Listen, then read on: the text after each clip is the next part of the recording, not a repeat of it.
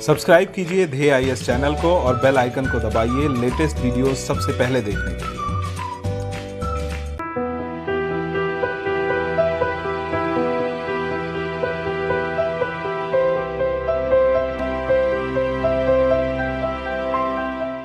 नमस्कार, मैं सुनील वर्मा ध्येय आईएएस टीम की ओर से आपका स्वागत करता हूं ध्येय टीवी पर। हम बात करेंगे डेली करंट अफेयर्स के अपने एक खास प्रोग्राम जिसका नाम है साप्ताहिक एमसीक्यू।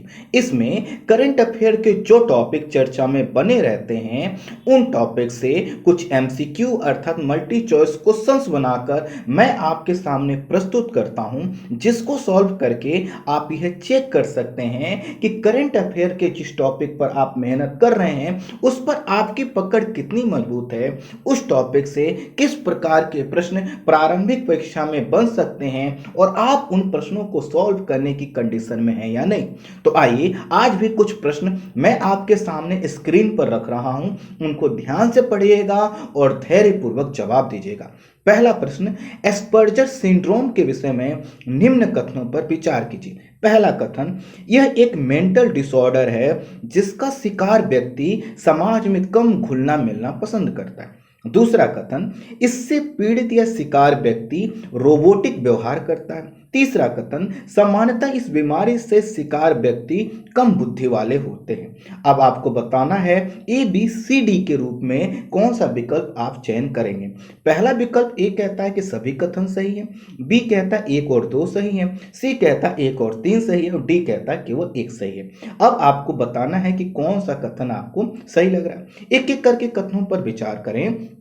तो पहला है कि यह एक मेंटल डिसऑर्डर है जिसका शिकार व्यक्ति समाज में कम घुलना मिलना पसंद करता है, बिल्कुल सही है। हाल ही में एलन मस्क ने कहा था कि वह क्या है, एस्पर्जर सिंड्रोम के शिकार हैं और इसके वजह से वह जो है कि इस प्रकार की क्रिएटिविटी कर पाते हैं। सामान्यतः यह देखा गया है कि इस सिंड्रोम का शिकार जो भी व्यक्ति होता है, बच्चा होता है, वो अकेले रहना पसंद करता है, समाज में कम घुलता मिलता है और जिस चीज को वह करता है एक ही चीज को करता रहता है, जिससे उसके अंदर काफी स्पेशलाइजेशन आ जाता है, काफी अच्छा होता है। प्रखर बुद्धि के बच्चे होते हैं लेकिन वो थोड़ा सा समाज से कम इंटरेक्ट करते हैं, किसी से कम बोलना चालना चाहते हैं, किसी से बात करते समय वो आई कांटेक्ट नहीं करते हैं और वह थोड़ा सा भीड़ से बचकर रहते हैं। तो ये है एस्पर्जर सिंड्रोम। तो इसमें जो है कि पहला और दूसरा कथन सही है, अर्थात आंसर होगा बी, 1 और 2 सही है। आई होप आपने भी आंसर बी ही ऑप्ट किया होगा। अगला प्रश्न, मंताड़ा प्रथा के विषय में निम्न कथनों पर आपको विचार करना है। पहला कथन, अरावली से सटे राजस्थान के कुछ जिलों में यह प्रथा पाई जाती है। दूसरा कथन, यह प्रथा भील और मीणा जनजाति में अधिक पाई जाती है। अब आपको ए बी सी डी के रूप में विकल्प दिए गए हैं। दोनों कथन सही है, दोनों कथन गलत हैं, केवल 1 सही है, केवल 2 सही है। आई होप आपके लिए काफी इजी प्रश्न होगा क्योंकि यह जो टॉपिक है चर्चा में इस समय बना हुआ है।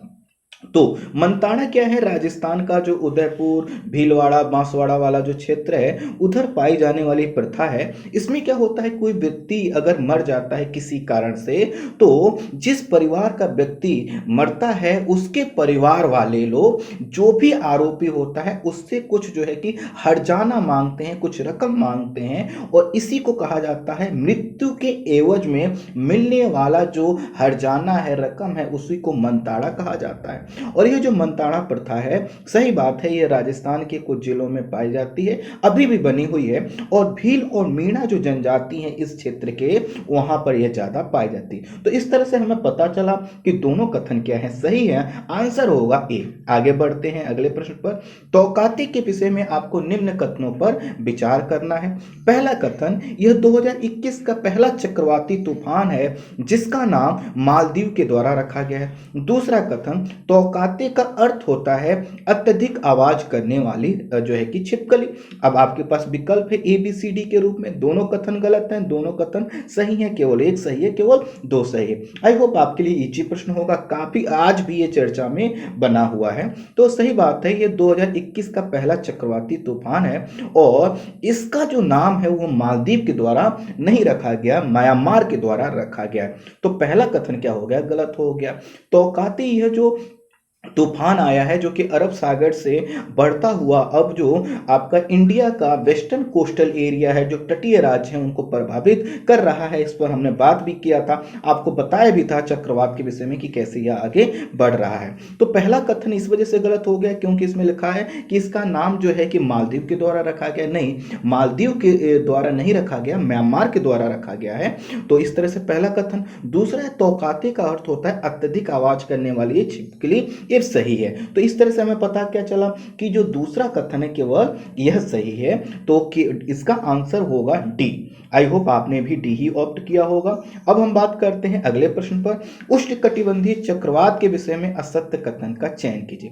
पहला, यह चक्रवात 5 डिग्री अक्षांश से 30 डिग्री अक्षांश के मध्य विकसित होते हैं। दूसरा, सागरीय जल का तापमान जब 27 डिग्री सेल्सियस से अधिक होता है तो इसका विकास होता है। तीसरा कथन है सी के रूप में, चक्रवात में वायुदाब प्रवणता बल अधिक होने पर चक्रवात की गति अधिक होती है। डी, अधिक संघनन चक्रवात को नष्ट कर देता है। अब आपको बताना है कि इसमें से कौन सा कथन असत्य है। काफी इजी प्रश्न है, यह एक ऐसा टॉपिक है जो चर्चा में भी बना हुआ है और जो है कि क्या है, स्टैटिक्स पोर्शन का भी भाग है। तो इसमें जो गलत है वह तो यह है कि डी, अधिक संघनन चक्रवात को नष्ट कर देता। नहीं, आपने देखा होगा जैसे ही कोई चक्रवात कोस्टल एरिया में प्रवेश करता है, स्थल पर प्रवेश करता है, तो क्या होता है, उसको जो बाष्पीकरण के द्वारा जो ऊर्जा मिल रही थी वह नष्ट हो जाती है और चक्रवात धीरे धीरे क्या होता है, मंद पड़ने लगता है। और जब तक वो समुद्र में रहता है, ओशन वाले एरिया में रहता है, किसी वाटर बॉडी पर रहता है, तब तक वो क्या होता है, बहुत प्रभावी होता है, वो गतिशील होता है, उसमें ऊर्जा होती है। तो डी विकल्प गलत है। बाकी सही बात है, यह जो उष्णकटिबंधीय चक्रवात है, ट्रॉपिकल साइक्लोन इनको इंग्लिश में बोलते हैं, ये 5 डिग्री से लेकर 30 डिग्री अक्षांश दोनों गोलार्धों में पाए जाते हैं। और सागरीय जल का तापमान जब 27 डिग्री सेल्सियस से अधिक होता है तो वहां पर एक लो प्रेशर क्रिएट होता है, उसकी वजह से इसका विकास होता है। चक्रवात में वायुदाब प्रवणता बल का मतलब होता है हाई प्रेशर और लो प्रेशर का डिफरेंस। तो स्वाभाविक है, केंद्र में जितना ज्यादा लो प्रेशर होगा और जो उसकी परिधि है जिधर से हवाएं आ रही हैं वहां पर जितना ज्यादा हाई प्रेशर होगा, इन दोनों का ही डिफरेंस क्या होता है, वायुदाब प्रवणता बल कहलाता है। तो इस तरह से चक्रवात में क्या होगा, जब प्रेशर ग्रेडियंट फोर्स ज्यादा होगा तो चक्रवात की गति भी अधिक होगी। तो ए बी सी जो विकल्प है सही है, डी विकल्प क्या है, गलत है। अगला प्रश्न, निम्न में से कौन सम्मिलित नहीं है, आपको बताना है। यह जो आपके कुछ ट्रॉपिकल साइक्लोन के नाम लिखे हुए हैं, चीन में कहा जाता है टाइफून, जापान टाइफू, मेक्सिको की खाड़ी डिप्रेशन, ऑस्ट्रेलिया बिलीबिली। आई होप आपके लिए काफी इजी होगा। तो इसमें जो गलत है वह है मेक्सिको की खाड़ी डिप्रेशन। मेक्सिको की खाड़ी जो कैरेबियन सागर वाला क्षेत्र है वहां पे इनको बोला जाता है हरिकेन, ना कि डिप्रेशन। डिप्रेशन जो है कि जो इंडियन ओशन है वहां पे बोला जाता है। तो आपके लिए जी है गलत ऑप्शन आपको चूज करना है, तो सी आपका आंसर होगा। अगले प्रश्न पर बढ़ते हैं। हाल के समय में एनएसजी का मुद्दा चर्चा में बना हुआ था, इस विषय पर निम्न कथनों पर विचार कीजिए। तो पहला, भारत एनएसजी का सदस्य एनपीटी पर हस्ताक्षर करते समय ही 1975 में बन गया था। दूसरा, इस समय 18 विकसित देश इसके सदस्य हैं। अब आपको बताना है कि इसमें कौन सा जो है कि बी, ए विकल्प कहता है दोनों कथन सही है, बी कहता है दोनों गलत हैं, सी कहता है केवल एक सही है, डी कहता है केवल 2 सही है। इजी प्रश्न है, आप कर सकते हैं, काफी इजी है। तो देखिए एनएसजी का मुद्दा इसमें चर्चा में बना हुआ है और सही बात है, लेकिन भारत जो है कि एनएसजी का सदस्य नहीं है और ना ही उसने एनपीटी पर हस्ताक्षर किया है। तो इस तरह से पहला कथन तो गलत हो गया। दूसरा है कि इस समय 18 विकसित देश इसके सदस्य हैं, नहीं 48 इसके मेंबर हैं। तो इस तरह से दूसरा भी कथन गलत हो गया। तो आंसर क्या होगा कि दोनों कथन गलत हैं, बी। अब देखिए आगे जो है कि एनपीटी, इस पे ही प्रश्न है, इसमें यहाँ व्याख्या मैं कर दूंगा एनपीटी की। तो देखिए एनपीटी इस समय चर्चा में बना हुआ है, इस संदर्भ में निम्न कथनों पर विचार कीजिए। पहला, परमाणु हथियारों के विस्तार को रोकने और परमाणु टेक्नोलॉजी के शांतिपूर्ण इस्तेमाल को बढ़ावा देने वाली यह संधि है जिस पर 190 देश हस्ताक्षर कर चुके हैं। इसके तहत हस्ताक्षरकर्ता जो देश होते हैं भविष्य में परमाणु हथियार विकसित नहीं कर सकते हैं। अब आपको बताना है, तो आपको पता है कि जो एनपीटी है इस पर क्या हुआ था, 1968 में हस्ताक्षर करना प्रारंभ हुआ था और इसमें यह कहा गया था कि जिन देशों ने 1967 तक हथियार बना लिए हैं, परमाणु बम बना लिए हैं, उनको परमाणु संपन्न राष्ट्र माना जाएगा और वही देश भविष्य में परमाणु बम बना सकते हैं। उनके अलावा कोई देश जो है कि परमाणु बम नहीं बना सकता। तो भारत कहता है कि भाई हमको भी तो परमाणु बम बनाना है। क्यों बनाना है, क्योंकि चाइना और पाकिस्तान हमारे पड़ोस में दोनों परमाणु संपन्न हैं, उनसे हमें खतरा है। तो भारत इसीलिए इस पर हस्ताक्षर नहीं करता, क्योंकि इस पर हस्ताक्षर कर देगा। तो जो इसके तहत क्या होता है कि जो हस्ताक्षर करता देश होता है परमाणु हथियार विकसित नहीं कर सकते हैं भविष्य में, तो ये इससे भारत क्या हो जाएगा, बद जाएगा, इसलिए भारत ने इस पर हस्ताक्षर नहीं किया है। तो इसमें क्या है कि दोनों ही जो कथन है कि इसमें देखिए पहला कथन क्या कहता है, परमाणु हथियारों के विस्तार को रोकने के लिए संधि 190 देश हस्ताक्षर कर चुके हैं, बिल्कुल सही है। दूसरा कथन भी सही है, तो आंसर होगा ये, दोनों कथन सही हैं। अगले प्रश्न पर बढ़ते हैं। हाल ही में किए गए एक अध्ययन के अनुसार भारत जल्द ही जनसंख्या के मामले में चीन को पीछे छोड़ देगा, ये समय अवधि क्या है? तो इजी प्रश्न है, इसकी ज्यादा हम व्याख्या नहीं करेंगे। आपको पता है कि इस समय काफी चर्चा में बना हुआ है कि भारत में जो कोविड जैसी परिस्थितियां आई हैं तब पता चल गया हम लोगों को कि, और पहले से भी पता ही था हालांकि, कि हमारा जो हेल्थ का इंफ्रास्ट्रक्चर हो कितना जर्जर है, और आज की कंडीशन आप देख सकते हैं कितनी दयनीय दिखाई दे रही। बहुत से लोगों का कहना है इसके पीछे एक कारण है कि जो है कि जनसंख्या अधिक है, लेकिन मेरा जहां तक मानना है जनसंख्या तो अधिक है, लेकिन इसको एक रिसोर्स के रूप में भी कन्वर्ट किया जा सकता है। बहुत सी चीजें हमने ऐसे की हैं, ऐसे पैसे खर्च किए हैं जिनकी बहुत आवश्यकता नहीं थी, लेकिन अगर हम हेल्थ एजुकेशन पर खर्च किए होते तो आज ये कंडीशन नहीं होती। खैर, इसमें जो इसका सही आंसर है वह है ए, 2023-24 तक भारत ऐसा कर सकता है। पहले अनुमान था कि 2027 तक भारत जो है कि चीन को पीछे छोड़ेगा, लेकिन अब जो है कि 2023-24 तक ऐसा हो सकता है। अगले प्रश्न पर बढ़ते हैं, और वह है इनफोर्स डिसअपियरेंस का लक्षण निम्न में से कौन सा नहीं है? पहला है, इसमें सरकार की भागीदारी होती है, इसमें अपहरण किए गए व्यक्ति का सिर्फ एक बार ट्रायल होता है। सी कहता है सरकारें अपहरण को स्वीकार नहीं करती। डी कहता है सरकार अपहृत व्यक्ति के विषय में कोई जानकारी सार्वजनिक नहीं करती है। इनफोर्स डिसअपियरेंस को मैं थोड़ा सा समझा दूं, आपने आंसर तो डिसाइड कर ही लिया होगा कि इसका मतलब होता है कि कोई किसी व्यक्ति को इस तरह से सरकार के द्वारा उठा लेना जिससे उसके भी सरकार के ऊपर कोई जिम्मेदारी ना है। जैसे मान लेते हैं कि सरकार को लगता है कोई अलगाववादी है, कोई आतंकवादी है, तो सरकार की मिलिट्री गई, पुलिस गई, उठा लिया, और लोग कह रहे हैं कि हमारा व्यक्ति कहाँ, उन्होंने कहा हमने तो नहीं उठाया, हमको कोई जानकारी नहीं है। तो इस विषय पर ये जो होता है, इस तरह से जो लोगों को गायब कर दिया जाता है, अपहरण किया जाता है एक तरह से पुलिस, सरकार या उसकी संस्थाओं के द्वारा, इसी को बोला जाता है इनफोर्स डिसअपियरेंस। तो इसमें पहली बात कि इसमें सरकार की भागीदारी होती है तभी डिसअपियरेंस है। जैसे आप किसी को किडनैप कर लेंगे तो वो इसके अंतर्गत नहीं आएगा, सरकार या उसकी संस्थाएं जब करती हैं तभी यह होता है। तो पहला बिल्कुल सही है। इसमें बी जो कहता है कि इसमें अपहरण किए गए व्यक्ति का सिर्फ एक बार ट्रायल होता है, नहीं, कोई ट्रायल वगैरह नहीं होता, क्योंकि पुलिस स्वीकार ही नहीं करती, सरकार या उसकी संस्था मिलिट्री कोई भी हो स्वीकार ही नहीं करती कि हमने उसको उठाया। जब स्वीकार ही नहीं करती, उसको पकड़ लिया है, उठा लिया है, तो ट्रायल क्यों होगा? ट्रायल होगा तो दुनिया को पता चल जाएगा कि सरकार ने ऐसा किया है। तो इस वजह से इसमें कोई ट्रायल नहीं होता। और जैसे सी लिखा है कि इसमें अपहरण जो सरकार के द्वारा या उसकी संस्थाओं के द्वारा किया गया उसको स्वीकार ही नहीं किया जाता, कोई सार्वजनिक उसकी सूचना सार्वजनिक नहीं होती है। तो इस तरह से बी आंसर आपको क्या है इसमें जो है कि कौन सा लक्षण नहीं है, तो बी इसका लक्षण नहीं है। अगला प्रश्न है मलेरकोटला के विषय में निम्न कथनों पर विचार कीजिए। पहला कथन, यहाँ साहिब हाका नारा नाम का गुरुद्वारा है। दूसरा, यहाँ मुबारक मंजिल पैलेस है। तीसरा, यह पंजाब का पहला जिला होगा जहाँ मुस्लिम समुदाय के लोग बहुसंख्यक हैं।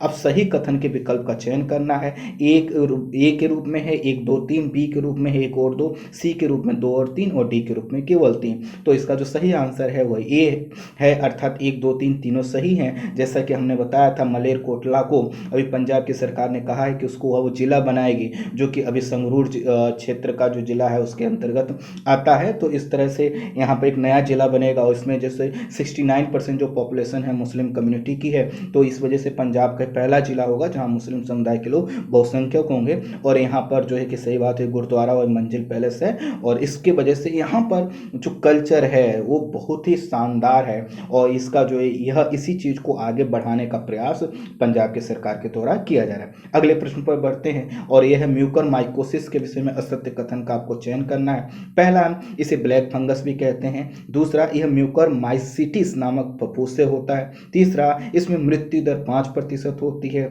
डी, मानव से मानव में संचरण नहीं होता है। आपको बताना है कि कौन सा असत्य कथन है। इजी प्रश्न है, बहुत चर्चा में बना हुआ है, जितने भी प्रश्न है सब चर्चा में बने ही हुए हैं, लेकिन ये बहुत ज्यादा चर्चा में बना हुआ है। तो इसमें देखिए सी विकल्प है कि इसमें मृत्यु दर 5% नहीं होती, 50% और उससे ज्यादा होती है। अर्थात एक व्यक्ति को अगर ये इसका शिकार हो जाता है, क्रिटिकल कंडीशन थोड़ा सा भी विलम्ब हो जाता है, तो उसके चांसेस हैं कि वो 50% बच सकता है, 50% नहीं बचेगा। जो लोग बचते भी हैं तो किसी की आंख निकालनी पड़ती है, बहुत तरह की सर्जरी होती है, आप देखे होंगे, बहुत विभत्स रूप होता है। तो इस तरह से इसमें जो असत्य कथन है वह सी है। अगले प्रश्न पर बढ़ते हैं, ब्लैक फंगस के विषय में ही है ये। इस समय कोविड संक्रमित लोगों को ये शिकार बना रहा है क्योंकि कोरोना वायरस के माध्यम से ये फंगस प्रवेश कर जाता है। दूसरा, उत्तक बायोप्सी के माध्यम अर्थात टिश्यू बायोप्सी के माध्यम से इसका पता लगाया जाता है। अब आपको बताना है दोनों कथन सही हैं, दोनों कथन गलत है, केवल एक सही है, केवल दो सही है। इजी प्रश्न है। तो देखिए, ब्लैक फंगस अभी है क्या कि जिन लोगों को कोविड हो जा रहा है तो कोविड होते ही उनकी इम्यूनिटी पर प्रहार कर रहा है कोविड, और कोविड जब हो जा रहा है तो उसके बाद जब लोग घर पर जा रहे हैं तो क्या हो रहा है कि जो यह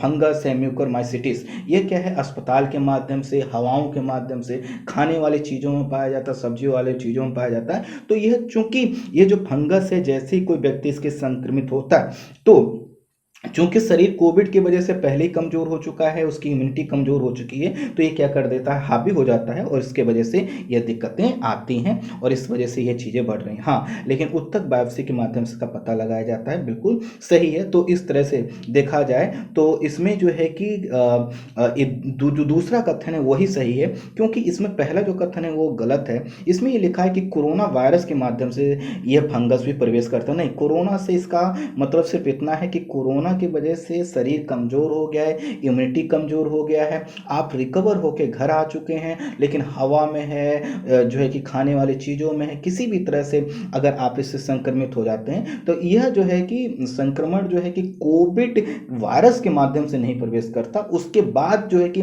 जब आप ये जो है कि इस फफूंद के संपर्क में आते हैं तो होता है। तो पहला कथन गलत है, आंसर होगा जो है कि क्या, केवल दो सही है, अर्थात डी होगा, क्योंकि पहला कथन तो गलत है। अगले प्रश्न पर बढ़ते हैं। आईडीबीआई के विषय में निम्न कथनों पर आपको विचार करना है। पहला कथन, और असत्य कथन का चयन भी करना है विचार करके। पहला, औद्योगिकरण को बढ़ावा देने के लिए इसकी स्थापना 1964 में की गई थी। सरकार की इसमें हिस्सेदारी 45.4% है। एलआईसी के पास 49.2% हिस्सेदारी है। सरकार ने इसके निजीकरण को 2 साल के लिए टाल दिया है। अब आपको यह बताना है कि इसमें कौन सा असत्य कथन है, काफ़ी चर्चा में बना हुआ है, तो नो डाउट डी इसका जो है कि क्या है, असत्य कथन है। सरकार ने इसके निजीकरण की अनुमति दे दी है। अब इसमें क्या होगा, डिसइन्वेस्टमेंट होगा। तो इस तरह से सरकार की कैबिनेट बैठक जो हुई थी उसमें उसने कहा है कि निजीकरण को अब बढ़ावा दिया जाए, इसको इसमें निजीकरण होगा। तो इसमें 2 साल के लिए जो टालने वाली बात है वो गलत है। अगला प्रश्न है कि सरकार बैंकों के निजीकरण को क्यों कर रही है, असत्य कथन का आपको चयन करना है। पहला है बढ़ता हुआ एनपीए, बी सरकारी बैंकों की संख्या कम करना, तीसरा बैंकिंग स्वायत्ता प्रदान करना, डी नरसिम्हन समिति की सिफारिश जिसमें सरकार को अपनी हिस्सेदारी 50% से कम करने की बात की गई है। तो इसमें आपको सत्य कथन का चयन करना इजी है। नरसिम्हन समिति ने कहा था कि सरकार को बैंकों से अपनी हिस्सेदारी 33% से कम करना चाहिए, न कि 50%। तो डी क्या है, आपका सत्य कथन है। बाकी सही बात है, बढ़ता हुआ एनपीए, सरकारी बैंकों की संख्या कम करना और बैंकिंग का जो ऑटोनोमस है उसको बढ़ाने के लिए सरकार कर रही है, ऐसा सरकार का कहना है। अब अगले प्रश्न पर बढ़ते हैं। बादल फटने की घटना होती है उसके विषय में आपको कथनों पर विचार करना है। पहला, आर्द्रवायु के मार्ग में अवरोध आने पर बादल फटने की घटना हो सकती है। दूसरा, उत्तराखंड हिमाचल प्रदेश में बादल फटने की घटना सर्वाधिक होती है। विकल्प हैं आपके पास, दोनों कथन सही है, दोनों कथन गलत है, केवल एक सही है, केवल दो सही है। तो आपको बता दें, बादल फटने का मतलब है कि एक ही स्थान पर बहुत ज़्यादा वर्षा कुछ ही देर में हो जाना। कैसे होता है कि जब क्या होता है, बादल में काफ़ी नमी है, आर्द्रता है, बादल किसी डायरेक्शन में मूव कर रहा है या कहीं पर रुक गया, और जब रुक जाता है तो उसके वजह से क्या होता है, जब एक ही स्थान पर बहुत ज़्यादा वर्षा होती है तो ये होता है। समांतर जो पहाड़ी क्षेत्र होते हैं तो जैसे जैसे बादल जाते हैं पहाड़ उनको रोक लेते हैं, रुकने की वजह से वहाँ पर संघनन की क्रिया हो जाती है, और उन्हीं पर्वतों के सहारे, पहाड़ों के सहारे जिनके द्वारा इनको रोका गया, हवा ऊपर उड़ती है और ठंडी होती है, संघनन होता है, वर्षा होती है और बादल फटने की घटना इसको बोला जाता है। उत्तराखंड, हिमाचल प्रदेश और जम्मू कश्मीर का जो दक्षिणी क्षेत्र है वहाँ पर यह सर्वाधिक होता है। तो दोनों कथन इसके क्या है, सही है। अगले प्रश्न पर बढ़ते हैं। आयुष 64 के विषय में निम्न कथनों पर विचार कर असत्य कथन का चयन करना है। पहला, यह एक पॉली हर्बल औषधि है। दूसरा, इसे 1980 के दशक में मलेरिया के इलाज के लिए बनाया गया था। तीसरा, इसका प्रयोग कोविड के हल्के से लेकर मध्यम संक्रमण तक के इलाज के लिए किया जा रहा है। डी, इसे WHO द्वारा मान्यता मिल चुकी है। तो अब आपको बताना है आयुष 64 जो कि इस समय चर्चा में बना हुआ है, इसका जो गलत असत्य कथन है वो है WHO द्वारा मान्यता मिलना, क्योंकि इसको WHO द्वारा ऐसी कोई मान्यता भी नहीं मिली है। हाँ, लेकिन इसका घरेलू स्तर पर जो एजेंसी हैं, जो ड्रग रेगुलेटरी एजेंसी हैं, उनके द्वारा अनुमति मिल चुकी है। तो इस तरह से हमारे जो आज के प्रश्न थे, आई होप आपने सॉल्व किए होंगे। आप मुझे कमेंट बॉक्स में बता सकते हैं कि आपके कितने प्रश्न सही हुए। इस वीडियो में इतना। Thank you so much.